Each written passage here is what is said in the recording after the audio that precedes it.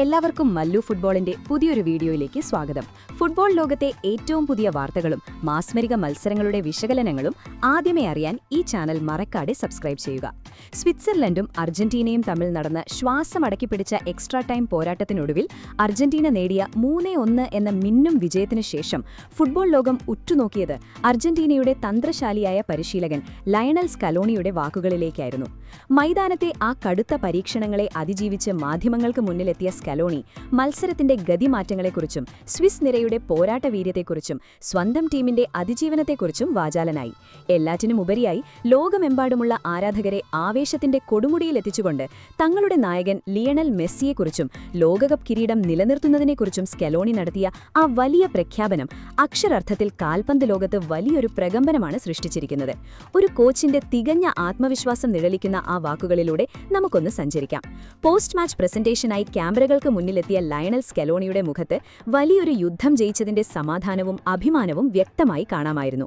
അങ്ങേയറ്റം ബഹുമാനത്തോടെ എതിരാളികളായ സ്വിറ്റ്സർലൻഡിനെ പ്രശംസിച്ചുകൊണ്ടാണ് അദ്ദേഹം തന്റെ വാക്കുകൾ ആരംഭിച്ചത്.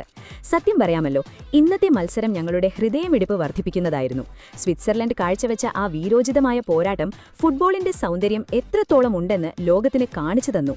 67-ാം മിനിറ്റിൽ ഡാൻ എൻഡോയെ അവർക്കായി നേടിയ ആ സമനില ഗോൾ ഞങ്ങളെ ശരിക്കും വിറപ്പിച്ചു. അവരുടെ ഡിഫൻസും ഗോൾ കീപ്പർ ഗ്രിഗർ കോബൽ നടത്തിയ ആ അവിശ്വസനീയമായ സേവുകളും ഞങ്ങളുടെ മുന്നേറ്റ നിരയെ പലപ്പോഴും നിസ്സഹായരാക്കി. ഒട്ടും വിട്ടുകൊടുക്കാൻ തയ്യാറാവാത്ത അത്തരം എതിരാളികൾക്കെതിരെ കളിക്കുമ്പോഴാണ് വിജയത്തിന് ഇത്രത്തോളം മധുരമുണ്ടാകുന്നത്. സ്വിസ് ടീമിന്റെ ആ പ്രതിരോധത്തെയും പോരാട്ടവീര്യത്തെയും ഞാൻ നിറഞ്ഞ മനസ്സോടെ അഭിനന്ദിക്കുകയാണ്. തുടർന്ന് പ്രതിസന്ധികളെ മറികടന്ന് വിജയം പിടിച്ചെടുത്ത സ്വന്തം ടീമിന്റെ പോരാട്ടത്തെക്കുറിച്ച് വളരെ വികാരഭരിതനായി സ്കലോണി വിശദീകരിച്ചു. എന്റെ കളിക്കാരുടെ മാനസിക കരുത്ത് എത്രത്തോളം ഉണ്ടെന്ന് ഈ മത്സരം തെളിയിച്ചു. കളിമധ്യേ എൻസോ ഫെർണാണ്ടസിനും പരേഡസിനും പരിക്കേറ്റ് പുറത്തുപോകേണ്ടി വന്നപ്പോൾ ഞങ്ങളുടെ മിഡ്ഫീൽഡ് വലിയൊരു പ്രതിസന്ധിയിലായിരുന്നു.